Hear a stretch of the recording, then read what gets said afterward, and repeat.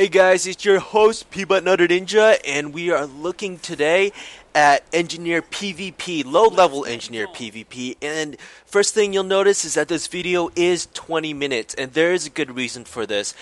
Engineers change their style of play depending on the game mode, so engineers can excel or be as poor depending on which type of map that they're playing.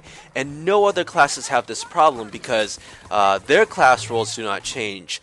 For example, the Assault stays as a AoE DPSer, the Recon stays as a sniper, the Medic's always healing, the Dreadnought's always tanking and rushing in, so their role just stays the same no matter which mode that they play. But the Engineer can have different roles. It can be a Damage and DPS role, it can have a Support and Bait role, it can be a Master Tactician, or be a stationary base for its teammates. And so right now we're taking a good look at Team Deathmatch. A lot of you guys, a lot of low-level engineers will be starting off in Team Deathmatch, and this might give you the heads up to be good and to survive your first few matches and not rage out against your enemy teams. So you can see here that I have my repair arm equipped with a plasma bolt alt fire, and unfortunately guys, that is not the best. It is great in PvE, but is not the best in PvP. In fact, it's just so slow and so hard to aim, and it doesn't do that much damage for its ammo use and everything, so it is a really poor choice. The homing bullets, which you'll see in the latter segment of my video, are much better at baiting, much better at drawing those enemies out, but with that plasma bolt I am hitting nothing, and I can't even hit the broadside of a barn with that, unfortunately. So as a damage and DPS role, which is the first look we're seeing here, engineers don't do quite as well. In fact, against Assault, Dreadnought, Recon, and even a Vamp Medic, you will see that engineers are the worst damage and DPS. It changes if you add the turret, but usually if you're chasing and you're trying to do damage, you are not going to be able to dish that out. And you can see I bust out my grenade launcher because I'm not hitting anything, and I'm trying to draw them to my turret, but they're not falling for the bait. My teammates are rushing out, and that's another thing about engineers, is that you're team dependent. If your teammates are not using your base, if they're not going near your turrets, they're handicapping you, and that's nothing you can do. You can try to type out, hey guys, come, I set up a base, but usually if you're playing and they're new, they're not going to come to your base. So you're just out of luck, guys, unfortunately. So as you see, I'm trying to bait this Dreadnought into my turret. It kind of works, I'm like, oh, is he gonna kill him? It's like, oh, no, it's so close. I have to chase him down, I have to hunt him down, and I sure do. Oh, he just turned the corner. I'm so determined on killing this Dread. I'm gonna shoot you with my plasma bolts. I missed him 5 times. I'm like, okay, you know what, forget it. I am using my pathetic repair gun, and bam, in the face, execute. And one win for the the engineer. So we are 4 on 11, 4 on 12. We are doing poor. I'm out of ammo. Oh no, this is just not going well, guys. So the best secondary weapon, now I was using a grenade launcher for an engineer. The best secondary weapon in PvP I've seen is either shotgun, assault rifle, or SMG. I know I have a good engineer friend who uses SMG, and he loves it. It's pretty good accuracy. I personally prefer the shotgun, just in case they get a little bit too close. I just bam, maybe get a 6 hit off, and that's at least 400 damage. You see me here setting up a turret, trying to force my way into this crowd. I'm seeming to hold my own a little bit, but unfortunately it's targeting the Dreadnought. The Assault comes in. It's a losing battle. I try to run, I try to get away, and no, I don't. Oh, I just get sniped in the back by that chain gun. There's no way I can outrun that Dread. So you can see, guys, damage and DPS does not work well. I try to set up a turret inside. I try to trick it, try to reset my cooldowns, but guys, cheating does not work. I lose my turret, and I still have 47 seconds until I can set up another turret. So guys, cheating does not work. And Firefall's pretty good about that. So I'm trying to set up a base. I have my little repair station. That medic is vamping me. I'm trying to hit him, but to no avail.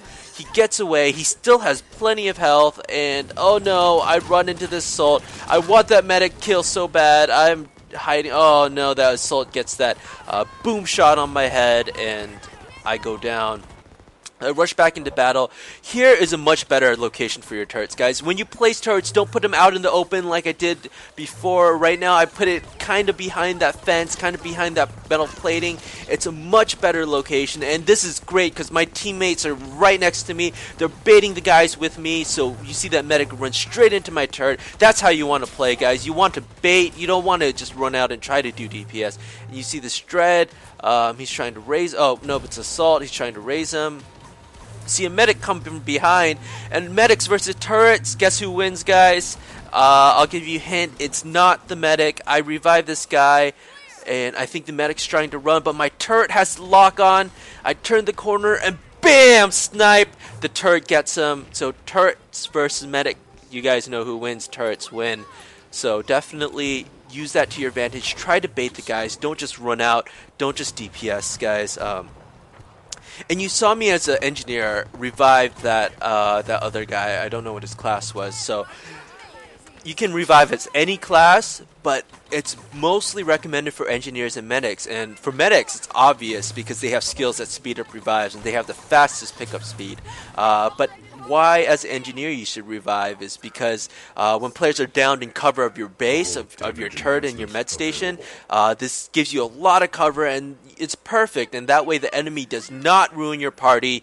You know, your turret can fire as the enemy rushes in. Your healing station can heal as you're raising these guys up, as it is a 3-4 second process. You can see I keep raising this guy. Oh no, the enemies are attacking. At this point, you should bail out, but no, I stay and I die. And unfortunately, guys, for damage and DPS roll, the engineer is not that great. Engineers are team dependent. Plasma bolt secondaries are awful and hard to use. They're not meant to attack one-on-one. Engineers are highly dependent on their cooldowns, a 60-second turret cooldown, long cooldown times, and so they're very poor in their role for damage and DPS and PvP. So now, guys, we're going to look at a second look at the engineer. We're going to do a support and bait role. I've equipped my homing bullet launcher, and I put my turrets in a very secure, very secret location. Right now with the homing launcher, I am trying to bait these guys. They know I'm exactly shooting at them, and since they're homing bullets, you don't really have to aim too well. You just shoot in the general vicinity, and bam, I just nailed some guy down. If they don't chase you, you'll get some decent damage, and you won't be taking any damage from these guys. So you see this dread, he's running around the base, and bam, he gets headshotted. No, he doesn't, not headshot, he gets sniped at least by my teammate. And you see these guys, and see that I'm pushing F. I'm targeting these guys so that my teammates can see them and call them out. If that medic did not get killed by that assault, he would have turned that corner and found a very unpleasant turret in his face, and he would have gone down anyways. So as a support and bait role, guys, engineers do well. As a damage and DPS, I would only give them maybe a 1.5 or 2 out of 5 rating for that. But support and bait roles, as you'll see, it really excels in PvP. I would give them a 4.5 for that, maybe even a 5, depending on how well your teammates use it. And in Team Deathmatch, your teammates are constantly moving, so engineers tend to be at a disadvantage in Team Deathmatch. If your team doesn't follow you, then you can't do anything about it. And you see me try to push out a little bit. The number one rule with turrets is don't put them out in the open, and you see me put that out in the open. I'm hoping to get a kill here and there, but unfortunately it is out in the open, so it can be easily sniped off by any class. And you'll see very shortly that it does indeed get sniped. I'm turning the corner, seeing what happened. Apparently that guy gets killed by a dread. I target that guy with F. It's another engineer. I'm trying to home and bait him. I'm shooting him, but he sees my turret. So as I'm reloading, as I'm kind of lost here, he is shooting down my turrets. I try to repair it quickly, but no, it gets destroyed. Why, guys? Because I put it out in the open. When you place turrets, when you place med stations, you definitely do not want to put them out in the open. You want to put them in a secure location, in a secret location, and that way your teammates can support, and that way the enemy has to put themselves in a bad position. And you see me trying to take these guys 1-on-2. Like I said, engineers don't do DPS very well. I am trying to solo the sniper, and I realize I'm overextending, and oh no, I just get snipe shotted by that dreadnought, and oh, he burns my body to ashes, and that is not fun. That does not feel good. So we cut away. I am back. I'm trying to bait these guys. I think I do. Yep, my turret's right out there. Again, that turret is kind of in the open, but it is providing that ship right there is providing some cover. So I'm hiding behind rocks and everything. So that is a much better location. And so Engineer PvP has support and bait. One of the two classes that can heal. The only class that can damage and heal simultaneously, meaning a turret or repair station. The homing bullets serve as consistent DPS, and they can serve as a distraction to the turret. They are great as a support and bait role, as I said previously. I would give them a 4 or even a 5, depending on how well your team uses it in PvP deathmatch. So we're going to look another team deathmatch. Again, we are playing, I believe, against a lot of engineers. I don't open up my tab screen, or maybe I cut it out. So we are looking at the assaults. We are very assault heavy. Yep, we are fighting engineers.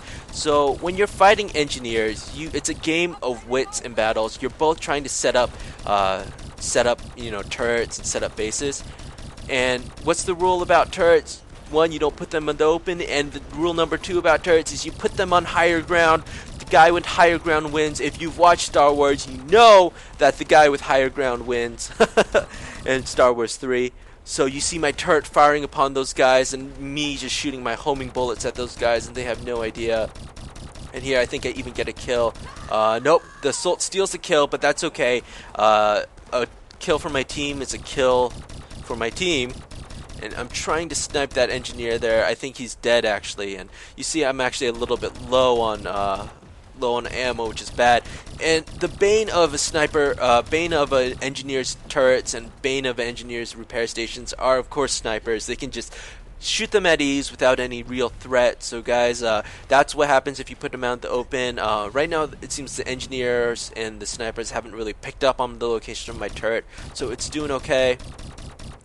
So we are fighting engineers, and the thing about fighting engineers, everyone wants to get a base up. Everyone's trying to bait each other. You can see the engineers drop, pop, and run, and I do that as well, but I've got great support, and we chase them in. So especially against a game of engineers, you definitely don't want to rush headfirst into turrets like I am right now. Oh no, that turret's turning around. You cannot out DPS a turret. Okay, I luckily got out of that one, but I'm silly because I don't realize that I didn't kill the turret. That turret is shooting me, and I'm down to 80 health. I luckily get away and put down my repair turret, help my teammate, and in this one, it really helps to have your teammates on the same page. You see that Dreadnought go to my med station and use it to heal himself so he doesn't rush in with no health. So right now we're just putting down turret wars, and tip number 3 when you're doing team deathmatch is to put down a turret and you upgrade it to turret 2. Why? Because that turret does DPS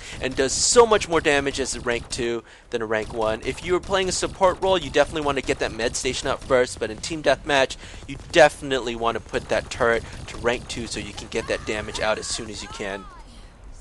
And so right now my cooldowns are very long, so turret placement and turret management is very important. Oh no, you see him gun down my repair station. I have no cooldowns. I have just my pea shooter, and I am desperately trying to shoot this guy, and I'm like, okay, I see engineer. Oh no, he has a base. Time to back out, and good thing I do, and I'm not a complete noob. My teammate puts down an engineer turret, and that's tip number 4 with the team. If you have an engineer on your team, you try to help their buildings. Don't let them, just do their own thing. If you see their turret slow, you repair it, you heal it, and you can even upgrade it. You see I'm too close to his turret. I place my turret down as soon as I can. I don't have any wrenches for upgrade. I put my med station in a secret location right around the corner. I get the heals. I don't rush.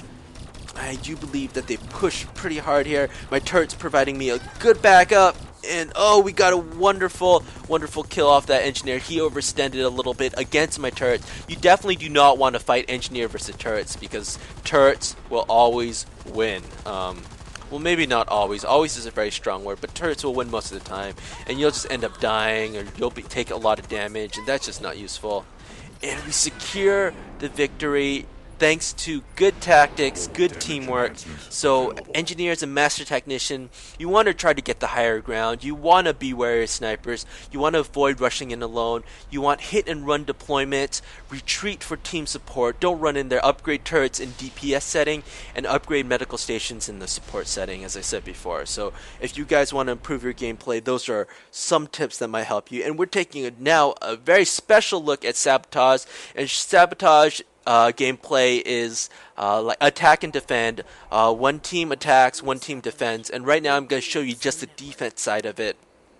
And you normally get 10 minutes to attack, but if the first attacking team takes it all 3 points in, let's say, 4 minutes, then you only get 4 minutes to defend, and so on. So there's 3 stations you can see up at the top center, A, B, and C. You first take A, then you can take B, and you can take C.